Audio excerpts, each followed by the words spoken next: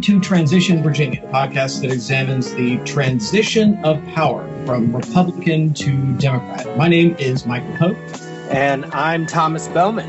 Today on Transition Virginia, we're joined again by Alexandria City lobbyist, Sarah Taylor. Sarah, how you doing? Hey, good. Good to see y'all. Great to see you. And we understand that you're going down to Richmond for the special session. We want to get a sense of what the special session is going to look like, all the budget stuff they're going to talk about, all the criminal justice stuff they're going to talk about. We want to start by getting a sense of what the heck this thing is actually going to look like. This is a special session unlike anything that has ever happened before.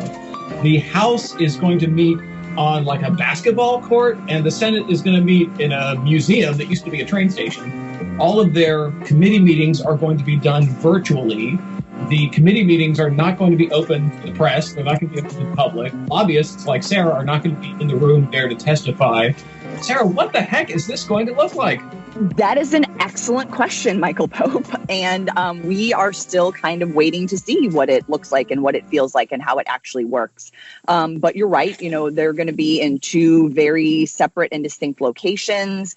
And the committee meetings are going to be held virtually. Over the last couple of weeks, the House held some joint Judiciary Committee public safety hearings, which were sort of a test of the technology and a test of the way they could do this in a virtual environment. And they went fairly well. They were able to have members participate. They were able to have members of the public call in and participate. And so just like local governments and other, folks have sort of moved to a virtual environment to do their work of and with the public, that was sort of the House's test of doing it. This is going to be a special session. You know, it's this one is really going to be special. That's a good point. So the House, I'm curious by the way, that's our title now, the specialist session. The specialist of special sessions. So yes. The House is talking about coming in on Tuesday, gaveling into session, figuring out what their procedural resolution is going to be, and then going home, and then essentially not. What I'm hearing from the House members is they plan on being there Tuesday. They do not plan on being there Wednesday, Thursday, or Friday. Is that right, Sarah? Like, what are you expecting this to actually look like for the first week? The first week, my expectation is that the first week is going to be, obviously the first part of it will be the procedural resolution. It'll be hammering out the rules and the procedures and the guidelines, the guardrails for the special session. And that will be Tuesday after the joint money committee meetings, which will be held that morning. They'll hammer out the procedural resolution. We were joking about an over-under on how long that would take. And some folks set the over-under at 6 hours. Others had it at 10. I think by Price is Right rules. Yikes. I think by Price is Right rules, I think this is probably closest without going over. But depending on how close they are on what the procedural resolution looks like, you know, it could take longer, partially because of them not physically being in the same building. And sometimes on things like this, you know, the two parties come together physically in the middle to try and negotiate some of this stuff. And, you know, if they don't already have it hammered out when they walk in to gavel in on Tuesday, that part of it is going to be more challenging. It's going to have to be done by phone, by Skype, by text, by Slack, whatever other, you know, technologies we're using to, to sort of keep our lives right moving forward at this point. But it definitely has the potential to take longer. So they'll gavel in, everybody will gavel in on Tuesday. We'll get through the procedural resolution. And yeah, I've heard the same, that the House is planning on dispersing from there and that they'll go off, to hither and yon and plan to do the rest of their committee work virtually, and that they would hold meetings one at a time. None would overlap the other due to technological reasons, as well as just ensuring that everyone can participate in everything. And because obviously, it's one thing to run between House Room 1 and House Room 3 for meetings. It's a different thing to have to toggle between virtual meetings. As far as the Senate goes, we're expecting them obviously to gavel in for the procedural resolution. And then my understanding is that they're planning on doing the bulk of their work in the days immediately following the procedural resolution. And so they would do their committee meetings, again, virtually. But practically speaking right now, we still haven't seen words on paper about what it is that we're going to be discussing in these meetings, however they look, whatever they entail. And so I like to tell people that I don't deal in personalities and I don't deal in hypotheticals. I like to deal in words on paper. And in most cases, I am still waiting to see words on paper. So, Sarah, that brings up a good question, which is, what's so important that you have to be there in person? Honestly, I don't think there is any compelling reason to be there in person in Richmond for the special session. I am of the opinion that it is my job to have relationships with members that I can leverage, whether it is in person or over the phone or by text, and that I have done the bulk of my work on the front end of all of this. But I don't think there's any reason to be in Richmond on Tuesday, Wednesday, Thursday, Friday, or any day moving forward. In fact, I would expect that if you were a lobbyist who showed up lurking outside the Siegel Center or the Science Center or the Pocahontas Building or these other places where we do not have access, that you might get a little side eye. And there might be some folks who are keeping lists of people who are operating that way. And I like to think that most of my relationships in the legislature are positive. At worst, they're neutral. And the last thing I want to do is get on somebody's naughty list by lurking around trying to argue about the unintended fiscal impacts of some of these things. That's a really interesting point, because lobbyists will not be allowed in any of the committee meetings. You're going to be testifying virtually. Lobbyists will not be allowed in the House chamber. There's no gallery for the lobbyists to visit. Lobbyists will not be available to go in the Senate chamber. There's no gallery there. So really, what kind of is the point for any lobbyist to be there? I mean, you said that you're going to be there. What's your plan? Like, are you going to, you raised a really interesting point, which is it's probably a bad idea to just lurk around the front of these buildings. So sort of just physically speaking, other than being in front of your computer, which you could do from anywhere, what is your plan? My plan is literally to go down there, lock myself in a hotel room nearby, spend 24 hours there as the procedural resolution gets settled, have clarity as to what is going to happen moving forward, and then most likely pack up and head home. Because there really isn't any compelling reason to be down there, I don't think, moving forward. But for me, I would like to have clear assurance that there is no reason to be there. And once I have that assurance, I'll pack back to Alexandria and do all of this from my office, from my home office, from my kitchen table, from a car outside John Marshall Library. So let's get into the procedural resolution. So what issues, I know one of the issues they're going to be debating is limiting the number of bills that individual lawmakers can introduce, like maybe 3 or 4. I think that's what they've been talking about. So you were talking earlier about like the Price is Right rules. This would be like the game of Plinko. Like there's the discs, and how many discs can you throw down the board with the nails? So, right. If you limit the number of bills, perhaps you might sharpen the session a little bit. I would imagine that seems pretty straightforward. Do you expect any debate on limiting lawmakers to the number of bills that they can introduce? I can't imagine that there would be significant concern about that, because I don't think anybody is interested in having this be a free-for-all. In fact, what we've heard is that we should expect to see, rather than seeing lots and lots of individual bills in these areas, we are expecting to see kind of omnibus bills. Let me push back a little bit on that, because the Senate had several press conferences where they were outlining their agenda. And they are planning an omnibus bill on policing reform that has a whole bunch of different things on that's about policing. And that's one bill. It's an omnibus bill. But on their criminal justice reform, Morrissey has a bill, Boysko has a bill, Hashmi has a bill, McPike has a bill, Deeds has a bill. So it's like, that's not an omnibus approach. They're splitting criminal justice into a whole bunch of bills. And I think that may be partly due to making sure that everything that is in one bill is germane to the subject matter. But it also may simply be some specific issues that are specific to individual members, and encouraging them to be very thoughtful about how many things they bring to the table, knowing that there is not an appetite for this being a 60-day special session. A special session that's longer than regular session is probably not what they're going for. I think that at least on the Senate side, it feels like they have been very coordinated as to how they put their agenda together and their bill packages together. So I would expect that anything that's rolled out is fully vetted and pre-baked, at least from the Senate Democrat side. That's what it feels like. Whether there's been a similar effort on the House side is still yet to be seen. All right, well, let's take a quick break because we got a lot to talk about, and we've got criminal justice on tap, followed by the budget. We're with Sarah Graham Taylor.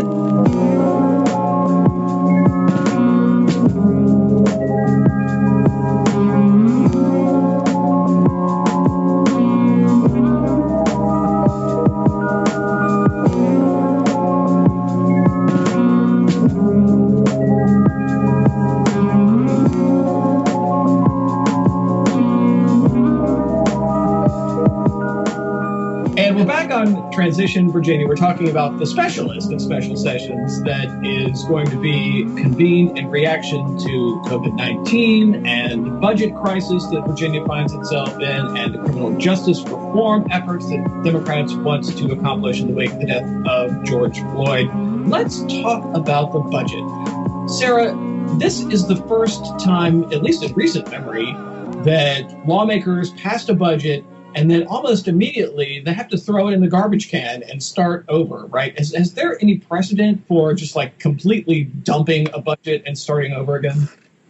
Not to my knowledge. I mean, this really was an unprecedented situation, and the timing with which we were dealing with the budget and the kickoff of COVID, for lack of a better term, was really incredible. I mean, I specifically remember towards that very end of the session, I remember sitting in one of the last budget briefings and that meeting immediately going into the first briefing on COVID, which I thought was very interesting because we were all jam-packed into House Room 1, elbow to elbow, shoulder to shoulder, while they're telling us about this thing that was spreading. And, you know, we might all have to be very careful while we're all, you know, sitting cheek by jowl in House Room 3. And, you know, I think the unallotment, the inventing of a new budgeting term, the unallotment of all the sort of new spending and new items that were in the budget with the intent of waiting for the next series of budget reforecasts, deciding which reforecast you were going to look at, you know, the most optimistic one, the most pessimistic one, sort of the middle one. You know, I think that this is really a very much an unprecedented situation and a huge challenge because not only are we looking at the things that were taken out of the budget that was passed this past session, but we're also looking at all these new things that have been brought to the table that cost money. And whether it's the criminal justice stuff or the police reform stuff or the COVID stuff, you know, we now have a whole series of competing priorities and an ongoing budget shortfall.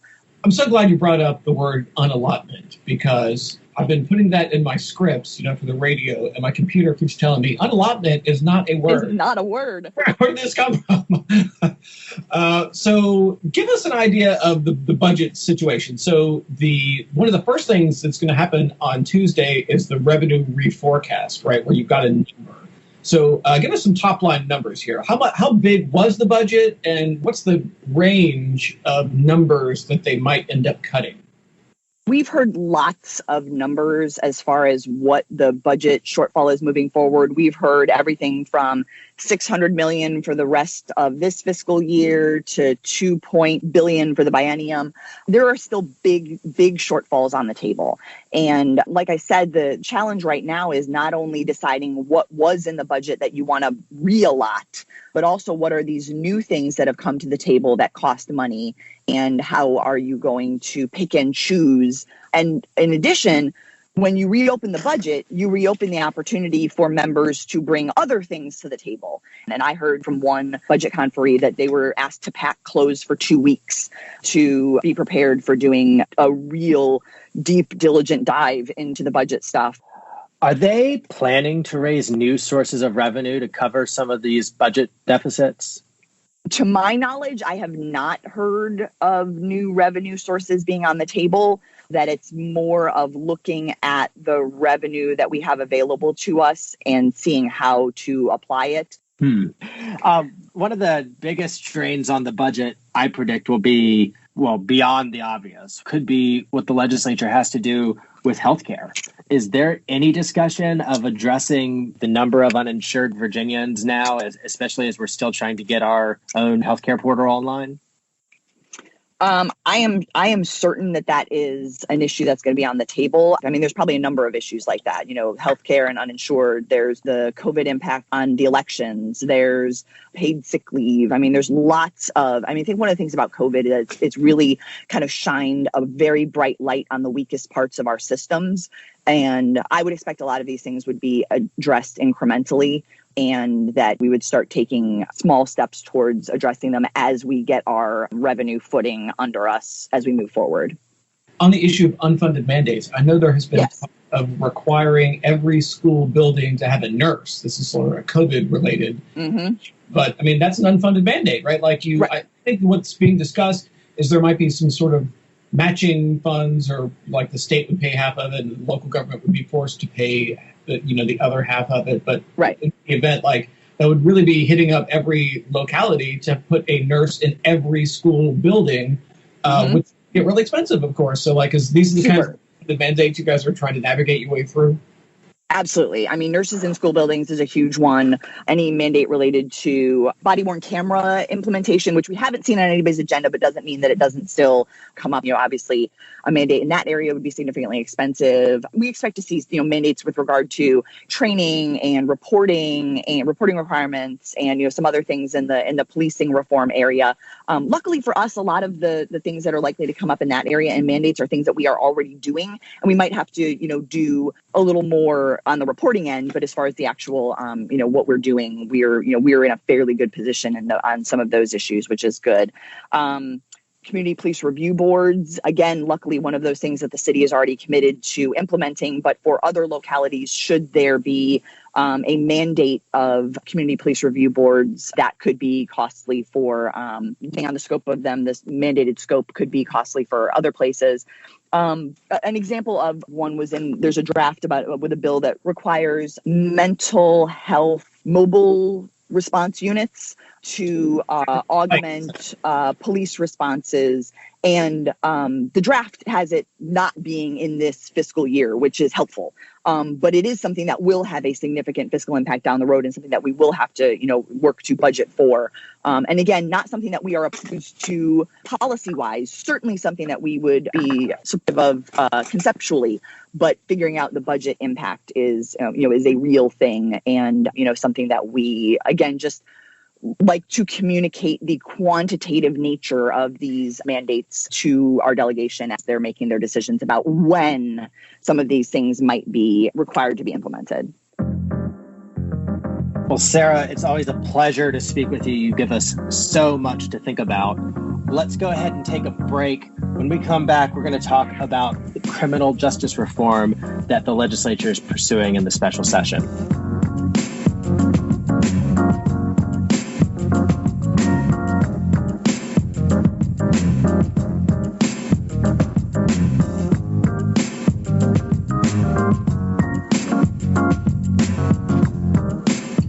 And we're back on Transition Virginia. We're with Alexandria's lobbyist, Sarah Graham Taylor. She's also my lobbyist because I live in Alexandria. And she lobbies a lot on the sewage issue. This terrible, antiquated sewer system that's in Alexandria that dumps raw sewage right into the Potomac River. Full disclosure, I live in one of the outfalls along the river. So you could say Sarah is actually the lobbyist for my poop, or maybe against my poop. Either way, she spends a lot of time with her head in the sewer, unfortunately. I get shit done. Get shit done. Michael, was that your attempt at shit talk? Hi-oh.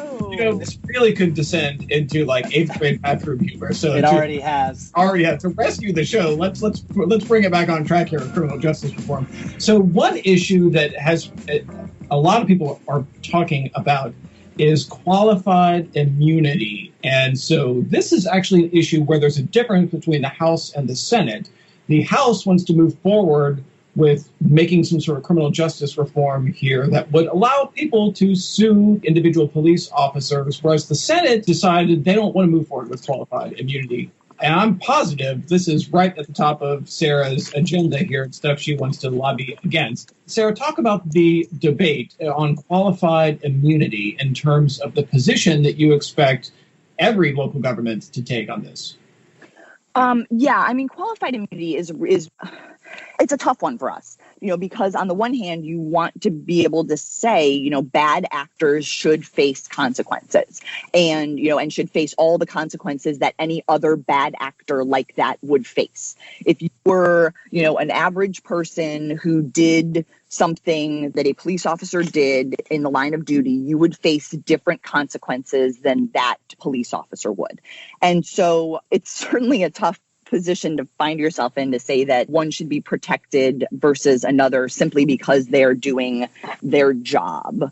But for us, I believe it's more of a slippery slope issue when it comes to qualified immunity and sovereign immunity and the immunities that are granted to employees of governmental entities and the protections that they receive with regard to doing their job. For us, it's more of a slippery slope, an opening of Pandora's box, and that we believe that this is in most cases, is a reasonable protection that is granted to our employees, and that taking that protection off the table is obviously not something that we would want to see wholesale.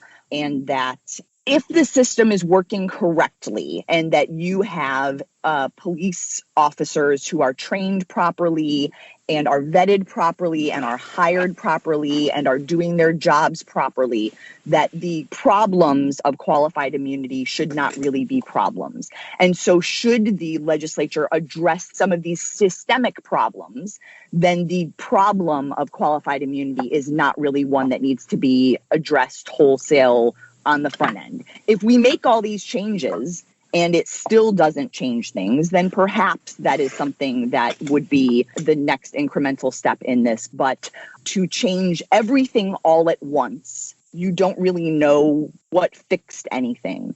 And so, and I feel like I'm tap dancing, and I am. And again, like I said, it's a toughie because when it comes to sovereign immunity, there's a very big difference between a garbage truck that hits a mailbox and a human being who kills, maims, injures another human being.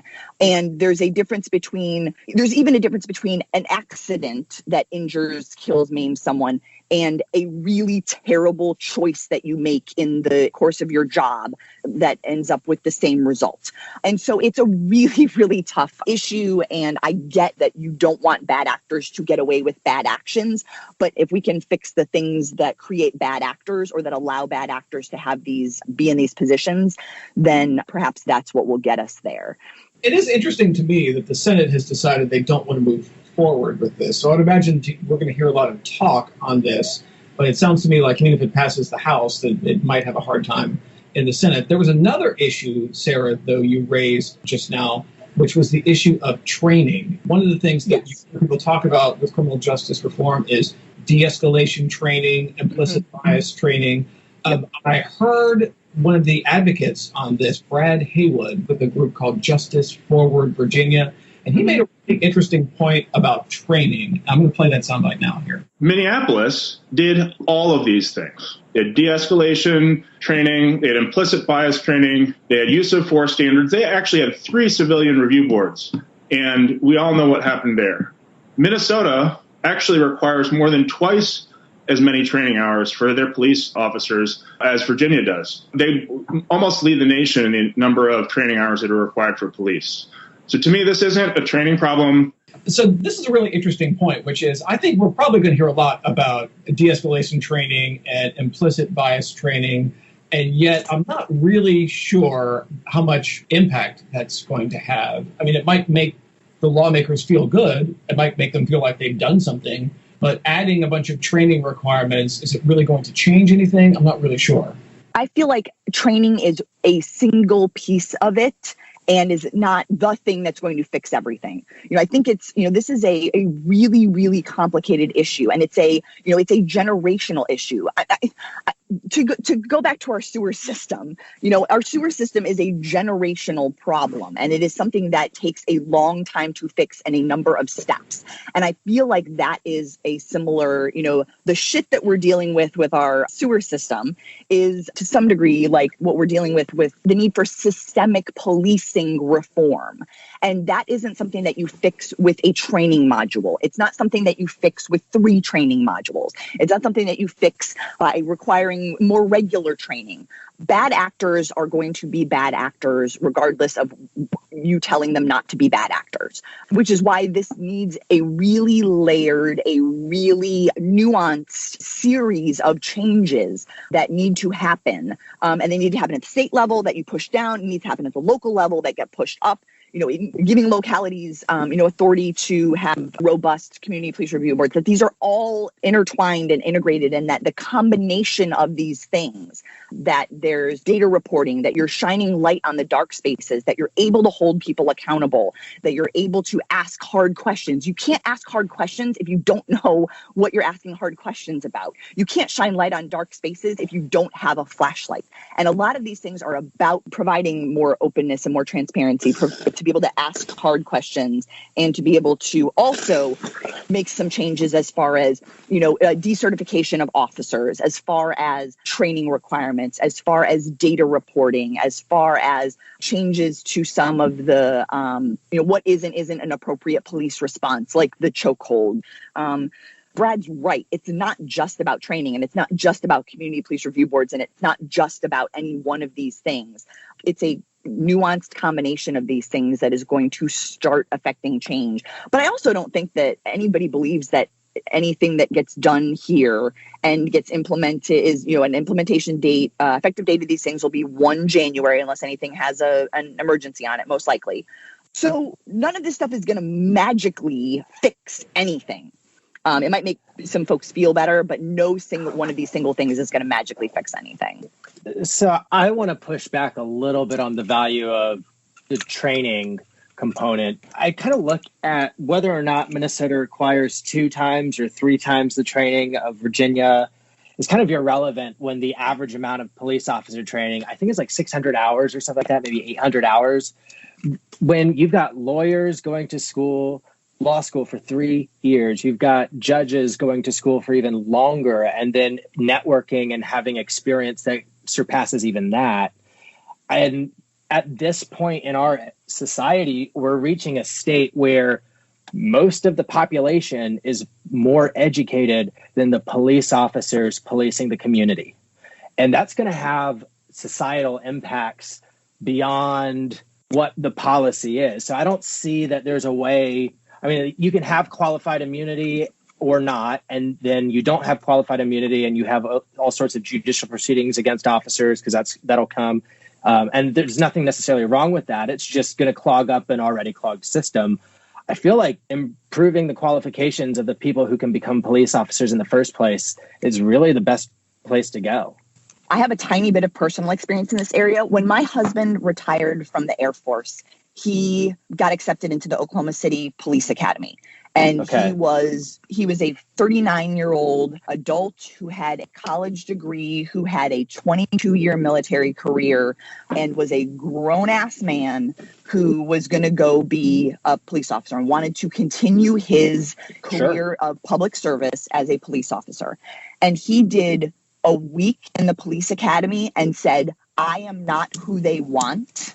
I am not going to do this. That they wanted malleable 19-year-olds who they could fit into their box. They didn't want the 40-something-year-old who had all this, life experience and own feelings and thoughts about things. So I think from our experience, our personal experience in Oklahoma City, which may be very different than here, but I do think that there is a significant front end investment that needs to be made in and not to say that, police officers in Alexandria by any stretch of the imagination are a terrible lot who have been, who are of course not educated and terrible and whatever, but that's not to say that, who you bring in isn't just as important as the training you give anybody who comes into your system. And like I said, it's a combination of all of these things, and no one of them is going to fix any of it. I want to move the discussion from the police station to the courthouse. So Virginia is one of the few states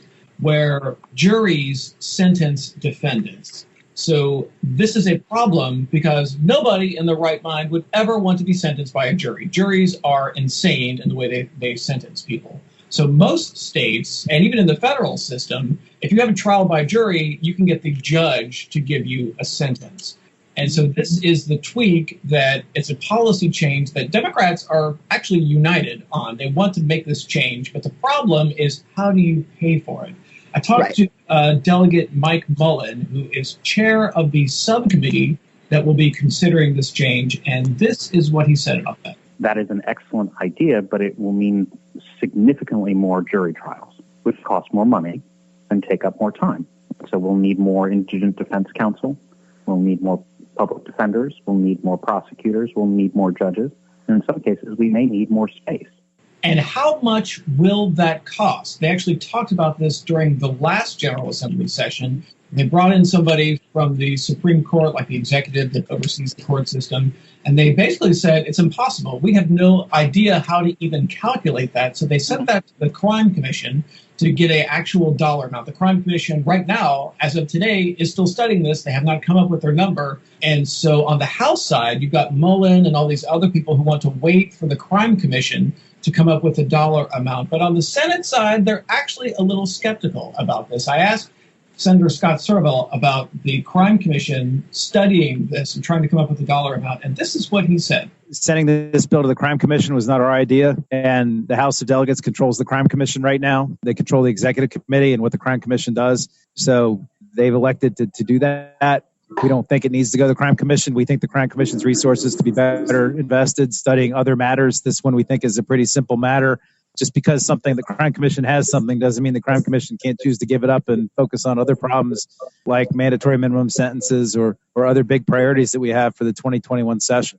So I think we're actually going to see a big fight on this issue and probably others where the Senate has taken this approach. Let's change the policy now and figure out how to pay for it later, versus the House that wants to pay for every nickel and dime of every change that they're going to make. Sarah, do we expect to see significant differences between the Senate's approach and the House's approach during the special session? That's what it feels like. It feels like the House, when it comes to the budget items, are being much more much more of a pay-as-you-go approach, as opposed to we are focused on the policy and we will figure out the math later.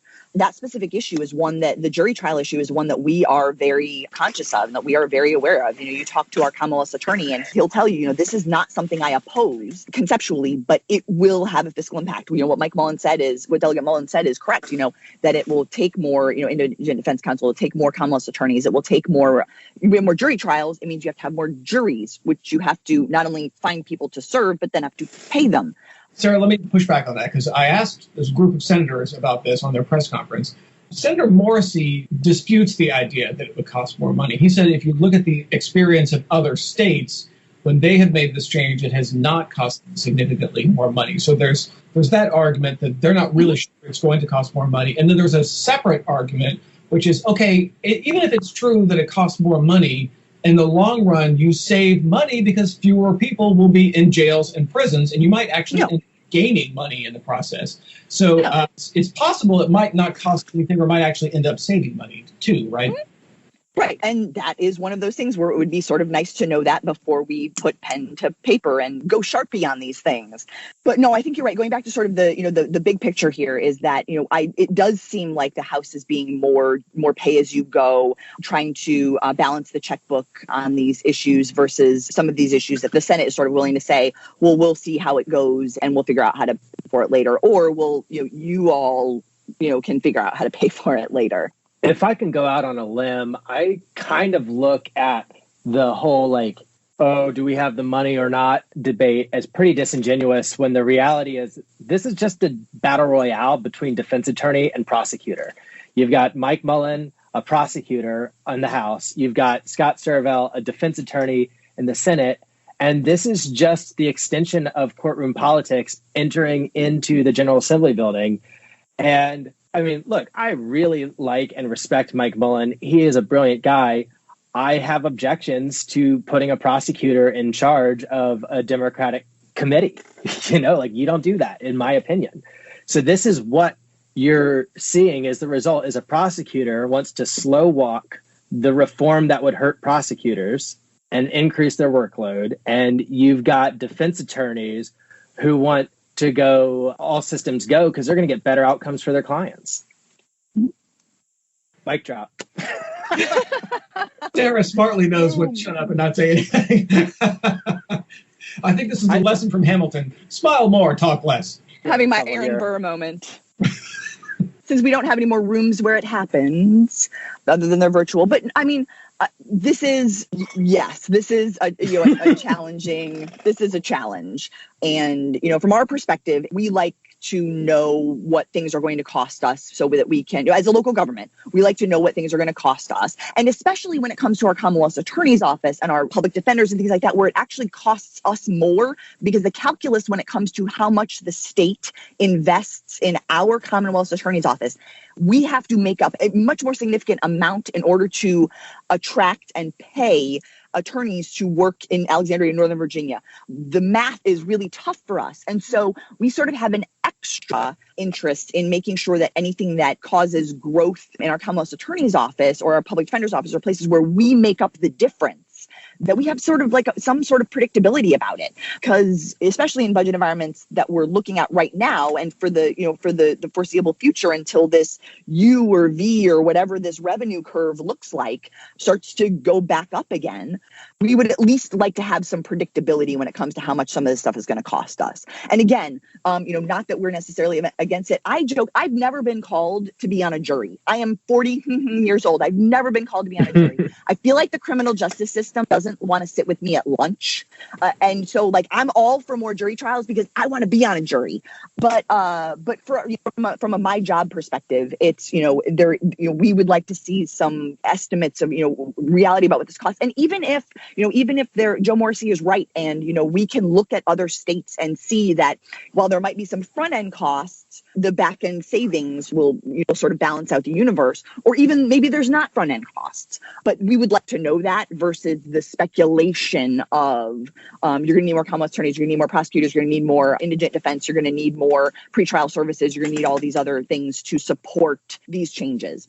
Well, we want to sit with you at lunch, Sarah, so you can sit at the Transition Virginia lunch table in the cafeteria. Come sit at the cool kids table, Sarah. The cool kids table. Yeah. I want to ask you about one more issue. We should probably wrap this up, but I want to ask you about one more issue, which is demilitarization. So right now, there's all this military-grade equipment that is available to police agencies across the country, but more to the point, in Virginia, it's called the 1033 program. It's very controversial because you get the argument against it is you're essentially militarizing your local police departments. And so there's a difference here, once again, in how the House wants to approach things versus how the Senate wants to approach things. The Senate version is to just get rid of the program and say no more military equipment, just make it end. The House says, well, hold on a second. That's actually a problem because the program isn't just about military vests for police officers and MRAPs that they can drive around in your local community. It's also laptop computers and radios and engineering supplies and office cabinets. I would imagine the city probably has a perspective on whether or not some of this 1033 stuff should be available to the city, right? Yeah, I mean, I don't think we have ever availed ourselves of I don't think we have an MRAP in Alexandria. There are several MRAPs in Virginia right now, yes. not in Alexandria, but in other jurisdictions that were actually acquired through this program. So, I mean, this is a legitimate complaint for the people who are against this sort of thing. What use is an MRAP for a local police department? So this is the conversation that they're having, but the Senate's approach, from the perspective of some House members I talked to, they felt like the Senate was approaching this in a very ham-handed way that might hamstring Alexandria from getting radios and laptop computers and filing cabinets from the federal government for free. Well, and I have a feeling that it probably even more significantly impacts smaller police departments who use this opportunity to get, like I said, necessary things, like you said, radios and laptops and filing cabinets and desks and emergency command centers and things like that. That piece of it, could very well hamstring, especially smaller police departments. Well, we could keep going on for hours. There's so much to talk about. We'll be doing more of this as a podcast. I've got a couple quick announcements before we wrap up this episode. Michael, did you know that we are now on Stitcher? Stitcher, we are. Yes. Really? Excellent. Yes, we were not on there previously. It was an oversight. We apologize. But now you can find us on Apple Podcasts, on Stitcher, on Spotify, on Google Podcasts, anywhere you get podcasts, for real this time. You can find Transition Virginia. Do we have a MySpace account, Thomas? No, but we do technically have a SoundCloud. We also debuted the Transition Virginia blog, which will host the transcripts of our episodes and audio file of the episodes. Look for those as they appear, and that'll be a fun way for you to interact and share what we're talking about here on Transition Virginia.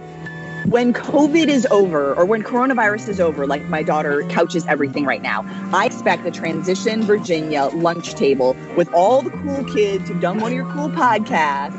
And we can all have a cool kid lunch together. I'm so down for that. Okay. Agreed. I'm looking forward to it. All right. Well, thank you for your time today, Sarah. Taylor, thank you so much for listening to Transition Virginia. As I said, find us on Apple Podcasts, on Stitcher, on Spotify, anywhere you get your podcasts. You can email the Transition team at transitionvapodcast@gmail.com. You can find us on the web at transitionvirginia.com. Please listen and subscribe.